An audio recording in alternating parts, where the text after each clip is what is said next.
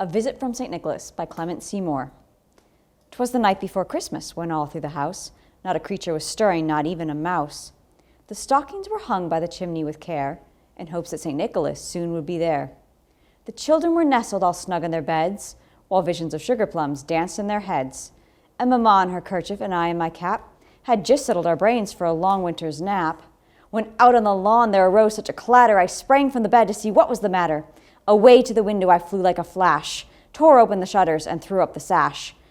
The moon on the breast of the new-fallen snow gave the luster of midday to objects below, when what to my wondering eyes should appear but a miniature sleigh and 8 tiny reindeer.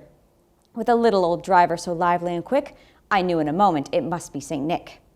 More rapid than eagles his coursers they came, and he whistled and shouted and called them by name. Now Dasher, now Dancer, now Prancer and Vixen. On Comet, on Cupid, on Donder and Blitzen, to the top of the porch, to the top of the wall. Now dash away, dash away, dash away all.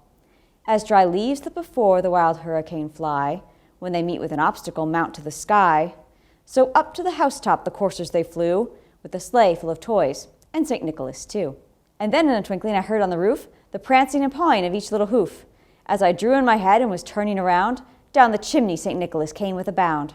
He was dressed all in fur from his head to his foot, and his clothes were all tarnished with ashes and soot. A bundle of toys he had flung on his back, and he looked like a peddler just opening his pack. His eyes, how they twinkled, his dimples how merry, his cheeks were like roses, his nose like a cherry. His droll little mouth was run up like a bow, and the beard of his chin was as white as the snow. The stump of a pipe he held tight in his teeth, and the smoke it encircled his head like a wreath. He had a broad face and a round little belly that shook when he laughed like a bowl full of jelly. He was chubby and plump, a right jolly old elf, and I laughed when I saw him, in spite of myself. A wink of his eye and a twist of his head soon gave me to know I had nothing to dread. He spoke not a word, but went straight to his work, and filled all the stockings, then turned with a jerk, and laying his finger aside of his nose, and giving a nod, up the chimney he rose. He sprang to his sleigh, to his team gave a whistle, and away they all flew like the down of a thistle. But I heard him exclaim, ere he drove out of sight, "Happy Christmas to all, and to all a good night."